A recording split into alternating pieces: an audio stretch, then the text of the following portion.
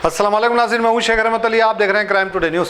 नाज़रीन, जो संभल में जो हादसे हुए हैं, अब जो अजमेर की दरगाह को लेकर जो पिटिशन डाला गया है, अब जो मसले चल रहे हैं, अब ये सिलसिला शायद रुकने वाला नहीं है, क्योंकि अब आहिस्ता आहिस्ता अब दिल्ली की भी जामा मस्जिद का भी मसला आ रहा है कि वहाँ पर भी उसके नीचे भी एक मूर्ति है, मंदिर है, इस तरह की बातें चल रही है।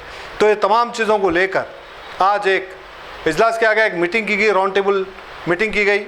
जो हमारे शहर हैदराबाद के दानिश्वर लोग यहाँ पर बैठे, जो अलग अलग NGO से ताल्लुक़ रखते हैं, और जनाब सनाउल्लाह खान और जनाब मोहम्मद अज़ीज़ के अलावा कई ऐसे लोग थे, इलियास शमशी और जनाब मुजाहिद हाशमी और जनाब जावेद हाशमी, ऐसे कई लोग थे जो बैठकर ये मीटिंग किए।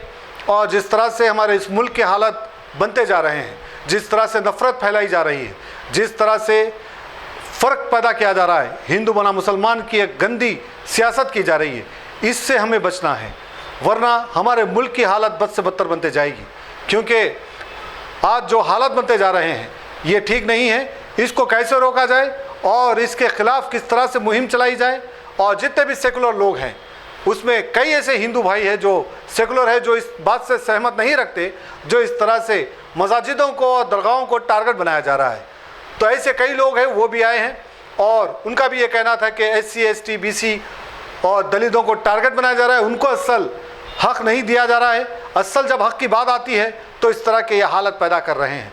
तो बहरहाल बहुत अहम बातें हुई है और क्राइम टुडे से बात करते हुए ये सारे तफसीलात बताए गए हैं। शेख शफी की ये रिपोर्ट देखिए। आज 4 दिसंबर मौलाना अबुल कलाम आज़ाद इंस्टीट्यूट में SC ST BC मुस्लिम फ्रंट की जानिब से एक राउंड टेबल रखी गई। इस राउंड टेबल के ज़िम्मेदार मैं मोहम्मद सनाउल्लाह खान, मैं चेयरमैन SC ST BC मुस्लिम फ्रंट। तो राउंड टेबल का जो अहम मकसद है वो ये है कि संभाल की एक मस्जिद के अंदर चंद शरपसंदों ने अपने तरफ से शरपसंदी करने की कोशिश की और उसको जो रोकने की कोशिश करे, उनके ऊपर पुलिस फायरिंग करके 5 मुस्लिम नौजवानों का कत्ल किया गया। सवाल ये है कि संभाल की मस्जिद का पिटीशन सबसे पहले जुडिशरी उसको इस्तेमाल कैसे करा, उसको कबूल कैसे करा। इस तरीके के कई केसेस हैं जो जुडिशरी अपने तौर पे इसको ले रही है।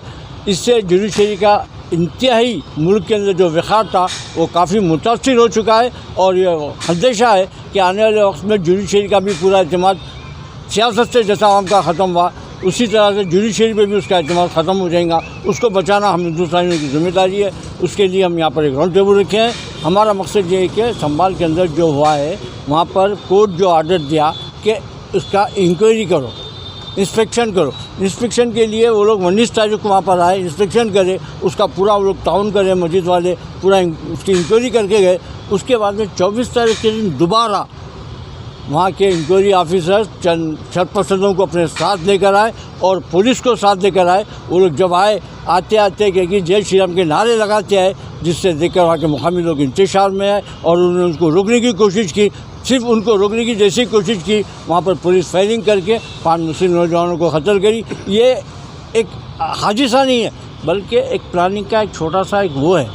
तो हम ये मुतालबा कर रहे हैं कि तमाम अवाम, अभी हमारे मीटिंग में कई लोग ये फ़ैसला करे हैं कि वो जितने भी लोग यहाँ पर है, वो लोग अगर इसको बुरा मानते हैं, इसको गलत मानते हैं मुल्क के लिए, कौम के लिए, तो उसके लिए आवाज़ उठाएं। आवाज़ उठाने का तरीका ये है कि हम नेशनल पूरी गवर्नमेंट को, पूरे जितने जुडिशरी से उनको लेटर लिखें कि इस मुल्क के अंदर ये जो हालात हो रहे हैं ये गलत हो रहे हैं, इसको रोकें। अगर नहीं रोकते हैं, अगर इस तरह के हालात रहते हैं, तो कल शायद ऐसा हो सकता है कि हमारा मुल्क भी बर्मा और आपके बांग्लादेश जैसे हालात यहाँ पैदा हों। उसको रोकने के लिए, देश को बचाने के लिए आप तमाम को सामने आना हो।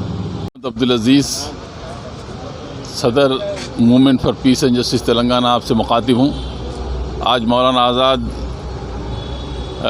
ओरिएंटल इंस्टीट्यूट में जो आम तौर पर अदबी और दीगर समाजी सरगर्मियों का मरकज़ है, बाग़ आमा से लगी मस्जिद के क़रीब में, वहाँ एक इजलास, बल्कि समझिए कि एक राउंड टेबल कॉन्फ्रेंस मुनक़्क़िद हुई, जिसके 2 अहम मौज़ूआत थे। एक का ताल्लुक़ अजमेर शरीफ की दरगाह के सिलसिले में जो पिटीशन दाखिल किया गया है और जो क्लेम किया गया है, उससे मुतअल्लिक़ अपने एहसासात और जज्बात के इजहार का मसला था। और दूसरी तरफ संभल की जामे मस्जिद और उसके सर्वे और फिर उससे मुत्तसिल जो वाक़यात पेश आए, बल्कि समझ जाइए कि हादसात पेश आए हैं, उस पर अपने दुख और रंज के इजहार के लिए, उस पर इजहार ख़याल के लिए आज का ये प्रोग्राम रखा गया था, जिसमें तमाम मुख्तलिफ़ मकातिब फ़िक्र के उलमा भी, समाजी ज़िम्मेदार भी, तंजीमों से मुताल्लिक़ लोग भी और जहदकार भी शामिल थे।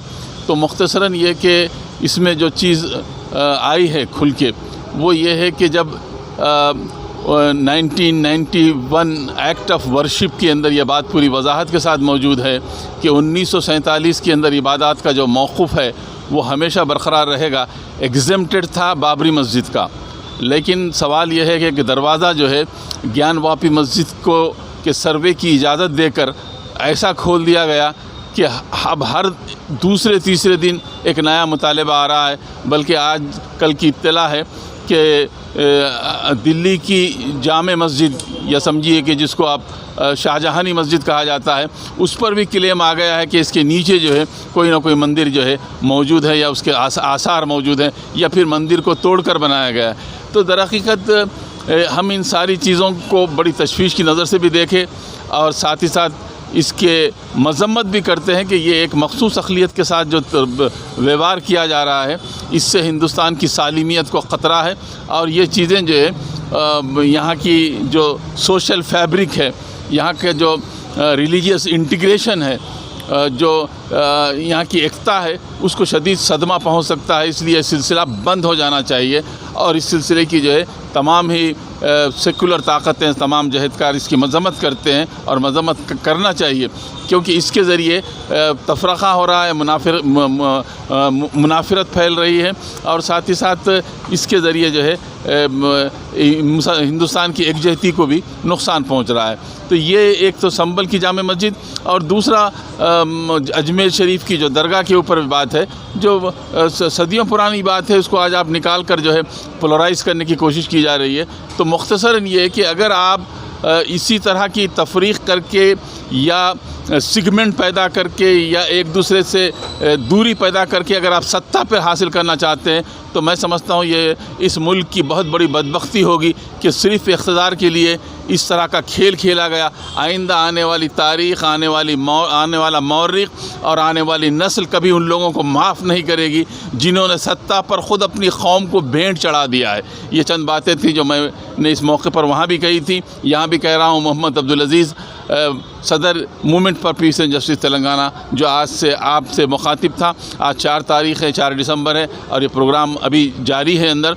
मैं मुख्तसरन मैंने प्रेस से इस सिलसिले में गुफ्तगू की है। खुदा हाफिज़। मैं doctor Kumar, BAMCEF national secretary. संभल में जो इशू हुआ है, संभल का जो इशू है और बहुत सारे मस्जिदों का इशू अभी खड़ा किया जा रहा है, तो दरअसल इसके पीछे जो मेन मकसद ये है कि ये लोग इलेक्ट्रॉनिक वोटिंग मशीन से चुनाव जीत रहे, वो हरियाणा हो या अभी फ़िलहाल में जो महाराष्ट्र का इलेक्शन का रिज़ल्ट हो, वहाँ पे बहुत ज़्यादा अनरेस्ट है सोसाइटी में और बहुत सारे लोग इसका ऑब्जेक्शन कर रहे हैं।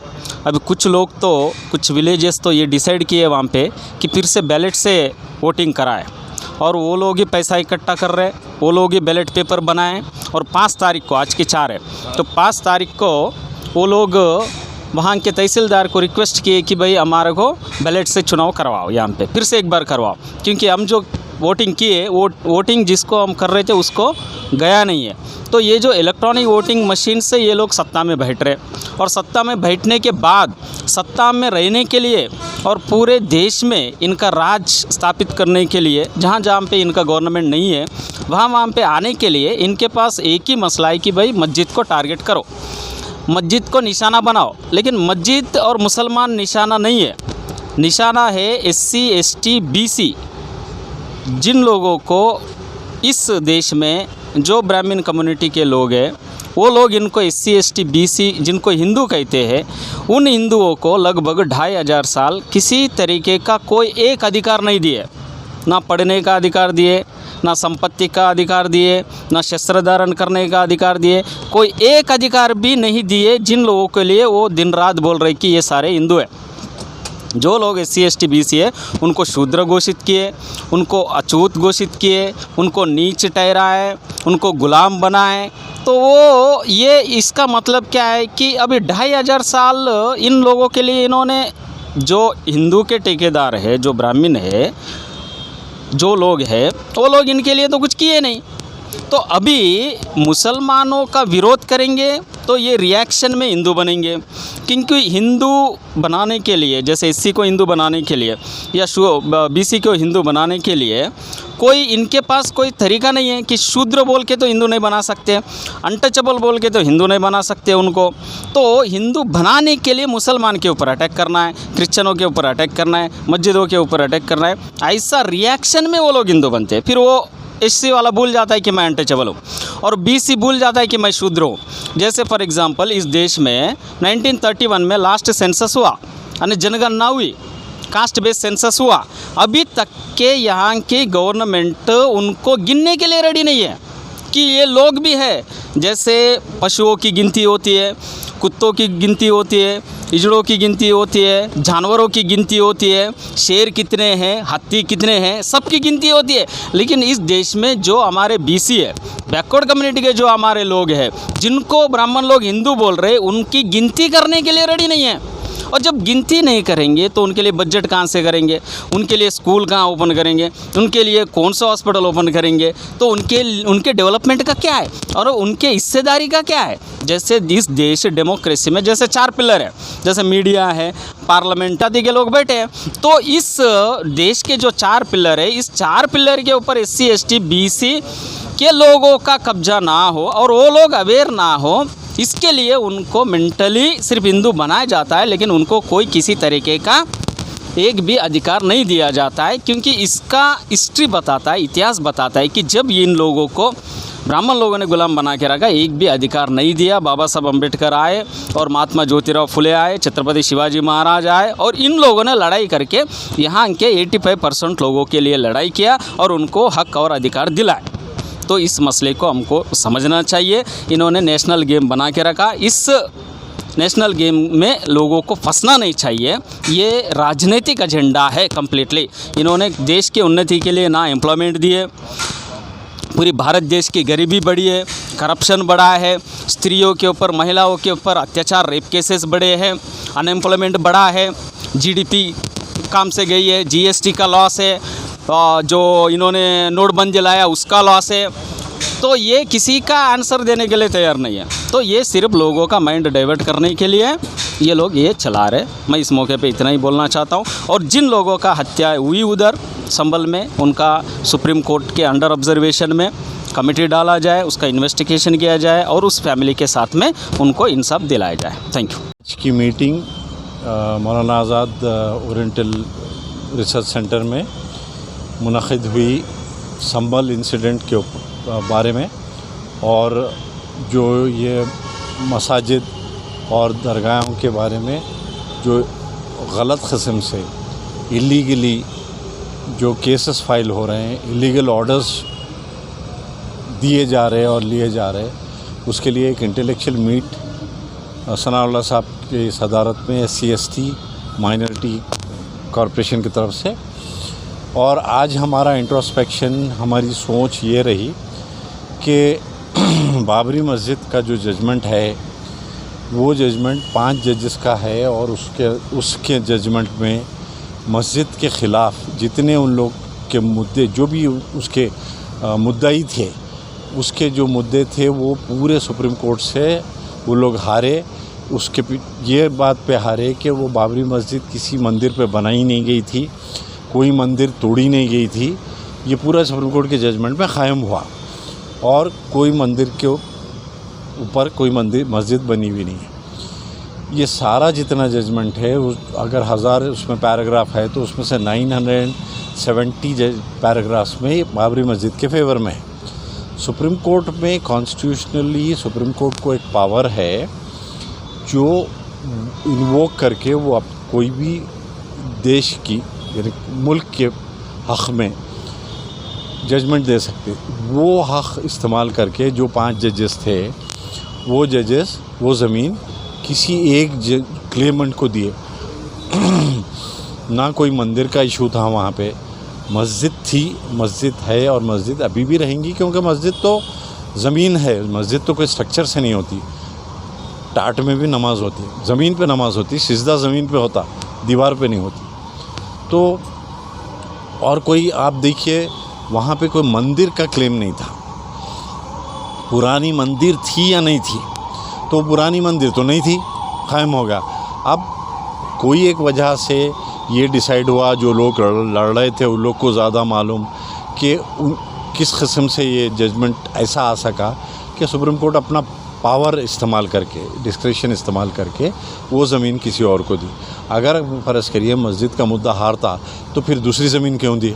हारने वाले को कोई ज़मीन तो कोर्ट दे नहीं सकता, कोर्ट को हक़ नहीं है। तो इसी वजह से वो एक कॉम्प्रोमाइज़ फार्मूला था। एक दूसरा कुमार को, दूसरा ये कि 1991 जब ये चल रहा था तो मुसलमानों को और ये सब इशू की जो इंटीग्रेशन है, इंटीग्रिटी है, इंटीग्रेशन है और कंट्री की फ्रैटर्निटी है, इसको करने के लिए सुप्रीम पार्लियामेंट ये डिसाइड करी कि places of worship, protection of places of worship act बनेंगे 91। उसमें यह था कि एक डेट 47 की जो भी स्ट्रक्चर है वो कायम रहेगा, और में ये लिखा हुआ है कि जो है वो है। अगर उसका मतलब ये है कि अगर है, जैसा मैं आपको एक बात बता दूँ तो कैसा मालूम हमारे पास है, कोई वजह है, कोई एविडेंस है, उसकी वजह से है। अब अगर आप फ़र्ज़ करिए ये बोलना चाहेंगे कि उसमें कुछ और था, तो ऐसा नहीं होता। जो लॉ है इंडिया का, प्रॉपर्टी का लॉ है, ये नेचर एंड कैरेक्टर का झगड़ा नहीं है, ये प्रॉपर्टी का झगड़ा है। तो झगड़े में अगर ये है, वो जब ज़मीन पे जो बना हुआ है वो बना हुआ है, क्योंकि जो प्रॉपर्टी का लॉ है इंडिया में वो ये बोलता, ट्रांसफ़र ऑफ प्रॉपर्टी एक्ट हो, स्पेसिफिक रिलीफ एक्ट हो या बेनामी प्रोविजन एक्ट हो, वो बोलता है कि जिसके नाम पे प्रॉपर्टी है वो प्रॉपर्टी रहेंगी, उसमें सेल डीड हो या कोई और किस्म से हो वो रहेंगी।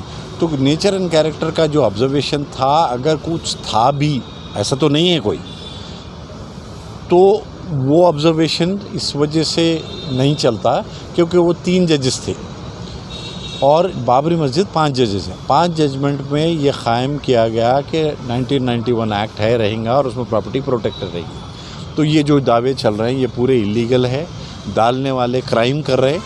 और CRPC में ऐसे सेक्शंस है कि अगर आप कोई डॉक्यूमेंट बनाए और कोई कोर्ट में पेश किए या कुछ ऐसा करे तो उसके ऊपर क्रिमिनल केस, ये जो लोग कर रहे हैं उनके ऊपर क्रिमिनल केसेस फाइल होना चाहिए, ये बोल के कि आप फोर्ज डॉक्यूमेंट, फैब्रिकेटेड डॉक्यूमेंट बना के, फैब्रिकेटेड क्लेम बना के कोर्ट में पेश कर रहे हैं, ये क्रिमिनल केसेस उनके ऊपर फाइल होना चाहिए। जो कोर्ट्स ऑर्डर दे रहे। और एक बात आप लोग इसको ये कोर्ट, ये कोर्ट, आप वो बात बोल रहा हूँ, एक बात याद रखिए, सर्वे का लॉ क्या है मालूम आपको? जो आपको राइट क़ायम करना होता, अपने एविडेंस पे क़ायम करना पड़ता। तो कोई भी सर्वे हो, कमीशन हो, उससे कोई क़ायम हो ही नहीं सकता। बाबरी मस्जिद के जजमेंट में ASI, TSI, PSI ये सारी चीज़ें छोड़ दी। डिसाइड तो यही हुआ ना कि वहाँ मंदिर नहीं टूटी, डिसाइड तो यही हुआ कि मस्जिद थी, डिसाइड तो यही हुआ कि 1997 में जो टूटा वो ग्रेवस क्राइम है। तो फिर वो सर्वे क्या काम में आया? कोई सर्वे ना हो सकता, प्रॉपर्टी का सर्वे हो सकता ना, कोई उसका क़ायम कर सकता, क्योंकि लॉ ये है कि किसी को भी आप सर्वे करके या कमिश्नर अपॉइंट कर क्रिएट नहीं कर सकते। तो अगर आप सर्वे लेके जाके वहाँ पे देख रहे कि इसके अंदर ये निकला, तो वो एविडेंस होती ही नहीं। ये लॉ है, ये ना सुप्रीम कोर्ट इसको इग्नोर कर सकता ना कोई कर सकता। तो ये जो रिपोर्ट्स दे रहे, ये जो ऑर्डर्स दे रहे, वो इलीगल है। और एक बात देखना है हमको कि मखसूस लोग हैं, जजेस हैं की मस्जिद का और अजमेर शरीफ का जो वाक़या पेश आया, उसके बाद पुलिस की जो कार्रवाई हुई, उसमें हमारे बच्चों की जो शहादत हुई, मैं समझता हूँ कि ये कोई नई बात नहीं। ये तो जब से इस्लाम आया है हमारे साथ इस तरह की कशमकश और इस तरह के हालात पेश की बखा खुद कुर्बानी है। अब ये बात अलग है कि आज हम मफाद पर सरपरस्त बन गए हैं, जिसकी वजह से कुछ हालात हमारे ऊपर ख़राब चल। मेरी बात का बुरा मत मानिए, क्योंकि मैं बड़ा ही सख्त अल्फाज मैंने कहे हैं कि मफाद बैनर के ऊपर दो नाम से ताल्लुक़ रखता है, दरगाह से ताल्लुक़ रखता है। मस्जिद और दरगाह अगर दोनों के बैकग्राउंड को अगर देखा जाए तो दोनों भी खैर का मरकज़ है, यानी वहाँ से खैर जारी होता है, वहाँ से आप शर की उम्मीद नहीं रख सकते। अगर ख्वाजा अजमेरी के पास अगर आप जाकर देखें तो 700-800 साल की तारीख में आज भी अगर आप देखें तो वहाँ पर लंगर लगता है, यानी वहाँ पर भूखों को खाना खिलाया जाता रहा है। और मस्जिद का भी ये मॉडल रहा है कि मस्जिद कभी भी सजदागाह बनकर नहीं रही है। का नमाज पढ़ी है, जहाँ पर नबी पाक सल्लल्लाहु अलैहि वसल्लम ने मस्जिद नबवी में एक रोल मॉडल के तौर पर ये बताया कि वहाँ पर सजा भी दी जा सकती है, मस्जिद खैर खाना भी हो सकता है, मस्जिद में खाना भी खिलाया जा सकता है, मस्जिद में मरीजों का इलाज भी किया जा सकता है। लेकिन आज़ादी के बाद से हमने इस्लाम के फ़रोग़ के बजाय अपने अपने फ़िरक़े को फ़रोग़ दिया है, ईमान को फ़रोग़ दिया है, अपने अपने मरकज़ को फ़रोग़ दिया है। और मस्जिद का जो असल मॉडल है, मस्जिद के असल मॉडल को हमने ढा दिया है। अलामती तौर पर आज बीजेपी या फिर जो भी हुकूमत मरकज में ये ढाती हुई नजर आ रही है, लेकिन 70 साल से मुसलमान रोजाना मस्जिद को ढा रहा है, मस्जिद को ताला ला। इस पर बात करने से ज्यादा उस पर बात करूंगा कि हल क्या है, पेश ना है, चाहे वो बाबरी मस्जिद का हो या संभल का हो। कल आपकी मक्का मस्जिद के साथ ये पेश आने वाला है। हैदराबाद के कोर्ट में मक्का मस्जिद को लेकर भी ये चैलेंज किया जाने वाला है, ये तय है। मक्का मस्जिद तो छोड़ दीजिए, आप अपना जो गढ़ बताते हैं, आपका अपना जो मोहल्ला बताते हैं, आपके मोहल्ले की एक छोटी सी 50 गज की मस्जिद पे भी दावा ठोकने वाला है, उससे बचा कैसे जाए? उससे बचने का तरीका ये है कि मस्जिद को असल मॉडल पर लेकर आइए। ये बात अपने जहन से निकाल दीजिए और ये गुमान में मत रहिए कि जो भी कुफ्फार मुशरिक या जो भी ताकतें आपके पीछे पड़ी हुई, वो तो फितरतन पढ़ना ही है, उनके डीएनए में है। अगर वो आपके पीछे नहीं पड़ेंगे, इस्लाम के खिलाफ नहीं बोलेंगे, तो फिर काफिर और मुस्लिम में फर्क क्या बाकी रह जाएगा? उनका शामिल है कि आपको तबाह करना, बर्बाद करना, आपकी जान लेना, आपकी बच्चों को उठाना, आपकी बच्चियों को भगाना, बच्चियों को ले जाके धर्म परिवर्तन करना, ये जो कुछ भी करना है ये तो उनके डीएनए में शामिल है। मैं ये बात बिल्कुल नहीं कह रहा हूँ कि हर किसी के बात है।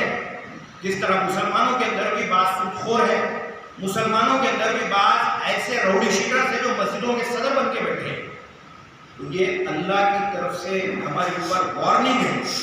वार्निंग ये है कि मस्जिदों को ताले डालना छोड़ो, 24 घंटे खुला रखो। अभी मैंने कल एक बात कही है, निकल जाते हैं ब्लैंकेट बांटने के लिए और हर साल ब्लैंकेट बांटते हैं, और मैं गवाह हूँ कितनी ब्रेड बांटी जाती है कि बाजार में पलट कर फिर ब्लैंकेट और फिर खरीदते हैं, फिर बांटते हैं। इसके बजाय अगर मस्जिदों में लाकर अगर उन लोगों को रात में गवर्नमेंट जिस तरह शेल्टर होम चलाती है, आप अपनी मस्जिदों में अगर शेल्टर होम चलाएंगे तो क्या दिल उनके नरम नहीं हो सकते हैं? ये बात बताइए। अगर मस्जिदों में लाकर भूखे पेट लोगों को रोडों पर खाना खिलाने के बजाय, नीलोफर के पास जाकर देख लीजिए, नीलोफर में आपको 4 बड़ी बड़ी मस्जिदें, दरवाजा खोलता नहीं है, रोडों पर खाना खिलाते, रोडों पर पड़े रहता है। डबीपुरा ब्रिज का एक वीडियो आया, 20 से खाना खाने की पार्टी में पड़ी होती है। मस्जिदों में खाना क्यों नहीं खिलाते? मस्जिदों में लोगों का इलाज क्यों नहीं करते? अगर अल्लाह के साथ साथ इस जमीन पर मौजूद बिला लिहाज मजहब व मिल्लत, क्रिश्चियन हो, मुस्लिम हो, कोई भी हो, मस्जिदों को अगर खैर का मरकज और दरगाहों को अगर खैर का मरकज बनाएंगे तो लाजमी बात है जब उनके पेट में जाएगा, जब उनके साथ खैर का मामला होगा तो उनके खून में भी नरमी पैदा होगी, उनके डीएनए में भी चेंज आएगा, वो आपके साथ भी नरमी वाला मामला रखेंगे और आप भी जो है मोहब्बत के साथ, इज्जत के साथ इस मुल्क के अंदर आप रह सकते हैं। मैं समझता हूँ कि मेरी इस बात को मौजूद बहस बनाने के बजाय, ये मैं कोई इख्तिलाफी मौजूद बहस बनाने के बजाय इसको कैसा हम लोग कर सकते, कोई बात करें तो जज़ाकल्लाह, बहुत बहुत शुक्रिया। बुलाया मेरे कुत्ता अच्छा हिंदी में बात नहीं, इसमें झूठ में बात नहीं कर सकते, तेलुगु में। जीने दो सबको आगे बढ़ने दो, जियो जीने दो सबको आगे बढ़ने दो, बहु चलते क्यों रोते लाला, कल तेरा दिन होगा काला। सारी जग में है बहुजन का मतलब ये दलित मुस्लिम और SC/ST। सारी दुनिया में बहुजन ने सबसे निराला, ये सारी दुनिया को खाना रखवाला। जियो और जीने दो, सबको आगे बढ़ने दो, जियो। जात पात रखा है कौन है वो साला, जात पात रखा है कौन है वो साला। चक्की में डालो और पीसो मसाला, चापलूस चमचगिरी करके जीने वाले, चापलूस करके जीने वाले। बहुजन पे क्यों रोते लाला, कल तेरा भी दिन होगा काला। మిత్రులు మాట్లాడుతున్నారు కాదు, ఇది అసలైనటువంటి భారతదేశం మూలవాసులు, ఇండిజినస్ పీపుల్ ఆఫ్ ఇండియాగా ఈ భూమిలో మీరు హిందుస్థాన్ అంటారంటే వాడు ముస్లిమిస్తాన్ అంటాడు, పాకిస్తాన్ అంటాడు. కాబట్టి ఎట్టి పరిస్థితుల్లో అందరికీ నా రిక్వెస్ట్ ఏంటంటే ఒక ప్రశ్న డెలివరీ చేయాలి. తిరుపతి కానీ ఇంకోటి కానీ అన్ని రంగులు మూసేసి ఇందాక మూసేసి బుద్ధుడి యొక్క మొత్తము ఆరాధనలు మూసేసి గుళ్ళు కడితే మనం అడగలుగుతున్నామా? రిక్వెస్ట్ ఏంటంటే ఈ దేశంలో బుద్ధుడి కంటే ఉంటారు, గోపురాలు లేవు, ఏమి లేవు. బుద్ధుడి ఆ శిల్పాలని కూలగొట్టేసి మీరు ఈరోజు గుళ్ళు కట్టుకునే దళితులు ముస్లింలు ఒకటైతే ఈ యొక్క దేశం మనది. ఈ దేశంలో సత్తాలో మనం ఒకటి కాకుండా మీరు ఆ యొక్క ప్రయత్నం చేయాలి. దళితులను మీరు కూడా దగ్గర తీసుకొని గుండె కట్టుకున్నాడు మాత్రం మనకి రక్షణ ఉందని, మనకు అధికారం వస్తున్న వేరే మీటింగ్ ఉన్నందున మీరు అవకాశం ఇస్తే మీటింగ్కి శనావుల్లా సాగు రమ్మన్నాడు. కాబట్టి ఈరోజు మా కోడలు ఒక పెళ్ళి ఉంది, దానికోసం నేను వెళ్ళాలి. కాబట్టి సో ఇటువంటి దాంట్లో మీరు ఆలోచించండి దయచేసి. దళితులు మీరు ఊడగొట్టండి, ఎవరు ఊడగొట్టాడో మీకు అందరికీ తెలుసు. ఈ యొక్క బౌద్ధ మందిరాలను బౌద్ధులని నాశనం చేయడానికి పూనుకున్నటువంటి చరిత్రను మీరు చెప్పగలగాలి. ఒక్క మనం కూడా కాదు, మనలాగా ఎవరు బాధలు పడుతుంది దేశంలో. ఈ దేశానికి మూలవాసులు ఎవరు? అచ్చమైనటువంటి జాతి. మీరందరూ బయటకు వెళ్ళి బతుకొచ్చిన కొడుకున్నారు. మీరు పుష్యమిత్ర శృంగుడు అనేవాడు ఈ యొక్క బౌద్ధాన్ని బౌద్ధ ఆరామాన్ని సర్వనాశనం ఈ యొక్క అవకాశం ఇస్తుంది.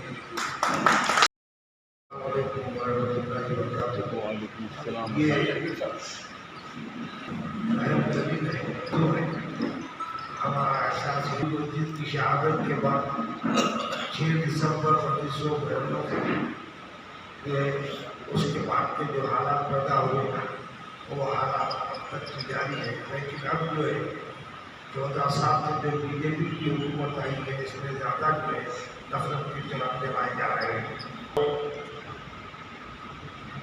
ये हुकूमत जो जमहूरी हुकूमत जिसे गठबंधन की हुकूमत हो गई है और भैरव का टोला हो गया, तो इस वजह से हमारे लिए दुश्वारी हो रही है।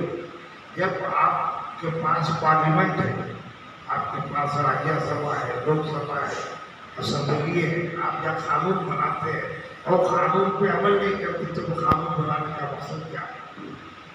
जो प्लेसेस में वर्ष 1991 में आया जिसमें यह वजाहत कर दी गई है कि ये बाबरी मस्जिद को मुस्लिम अब जितने भी बीजेपी बरकरार रहेंगे और स्टेटस को कम रहेगा।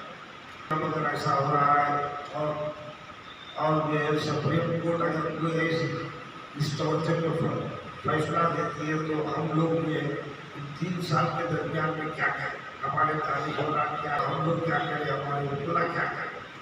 आप जो है अब सबसे अहम तरीन मसला, आप कानून को बरकरार रखें, कानून पर अमल करें या कानून को ख़त्म करें, ये मुहिम चलाने की ज़रूरत है। और अगर हम जो है ये इंफरादी तौर से उनके ग्रुप की शक्ल है, लेकिन अब हमारा काम ये है कि Muslim personal law board all India basis पे एक अहम तरीन तंजीम है जो हुकूमत की सत्ता तक भी नुमाइंदगी कर सकती है।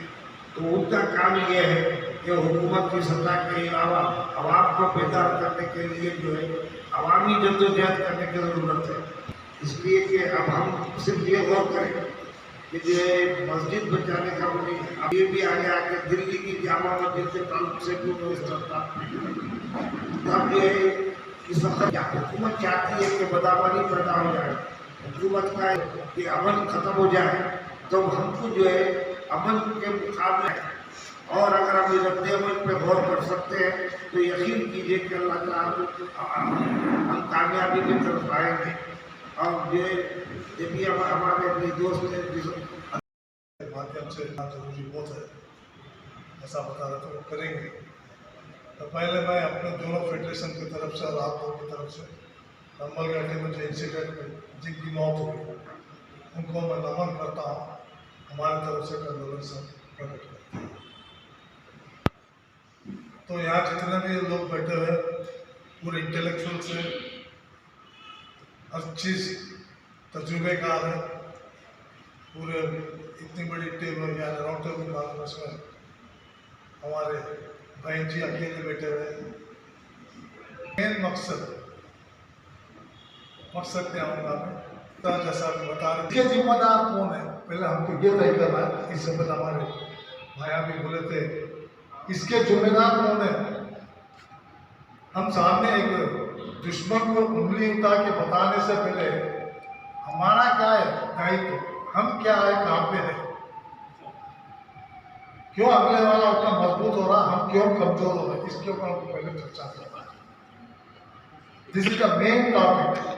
सारे भारत को एक दूसरे तरफ खींचने का जो चाल चल रही है, जो हजारों साल पहले जो भारत में घुस के आए थे जो आर्यन ब्राह्मण, उनका जो चाल है कैसा कैसा आता सब लोग जानते हैं। इसके बारे में उनका एक ही मकसद है, पूरे भारत को अपने कब्जे में लेके जितने भी मूल निवासी, जैसे हमारे डॉक्टर कुमार बता रहे थे मूल निवासी, उनको गुलाम बना के और वहाँ राज करने की कोशिश में अभी भी है।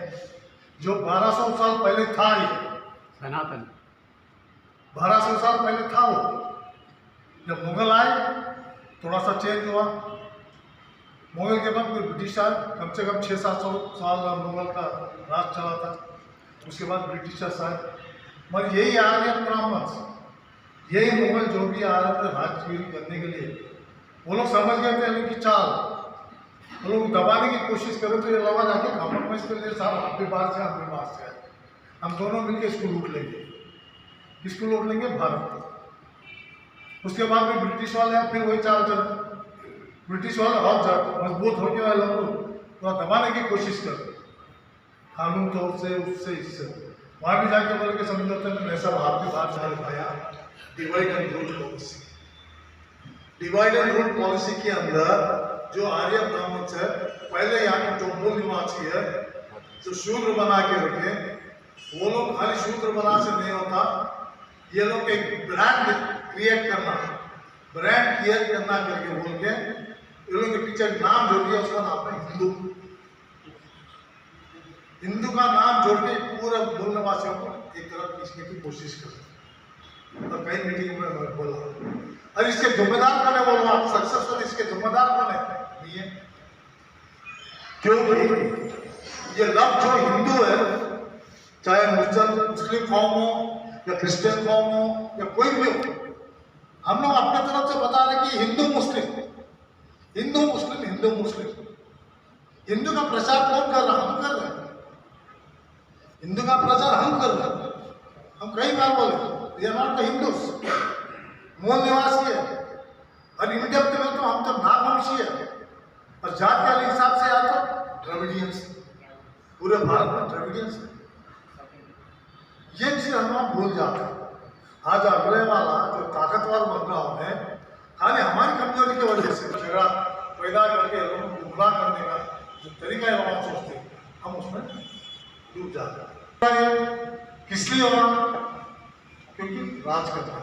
किस तरीके का राज, इंडिपेंडेंस से पहले जो लोगों का कॉन्सेप्ट था, जो मनुस्मृति के आधार पर, 4 लोगों के आधार पर ये लोग जो चलाते थे राजगिरी, उसी के खाम में, उसी के खाम में इसको जीतने के लिए, इसको हासिल करने के लिए ब्रिटिश काल में जब बाबा साहब अम्बेडकर की जो मूवमेंट चल रही थी, उसके बर्दाश्त नहीं होने के कारण आरएसएस का एस्टैब्लिश कर रहे हैं 2035, क्योंकि उस वो मूवमेंट को दबाने के लिए, क्योंकि 1 साल पहले बाबा साहब अम्बेडकर एसएसटी स्थापित किए थे, वहां पे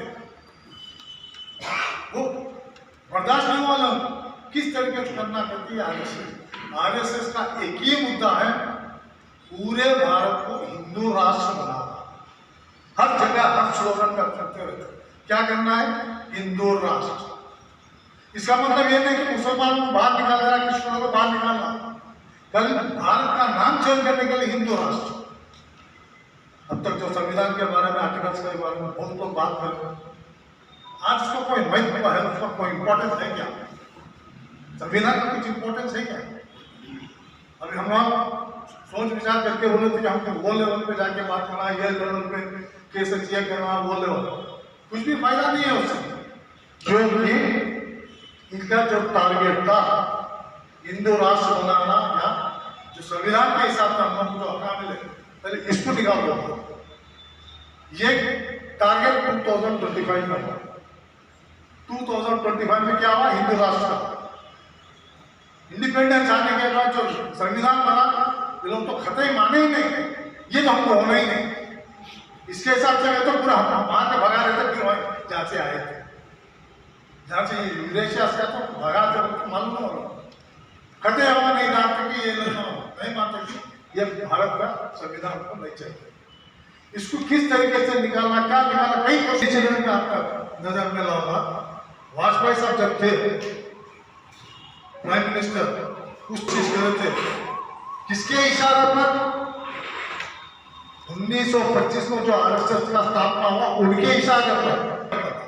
कैसा माइंड डेवलप करना, जब शुरू हुआ उनके माइंड में आ गया यहाँ पर शुरू करना कि हिंदू मुस्लिम का झगड़ा, वहां से स्टार्ट करे कन्याकुमारी से अद्वानी जी, क्योंकि माइंड डेवलप करना है, खाली माइंड डेवलप कर भगवान को तो कोई ना मानता, हमारा दुश्मन मुस्लिम है ये बताना चाह रहे थे, ये मुद्दा नहीं किया बात करना।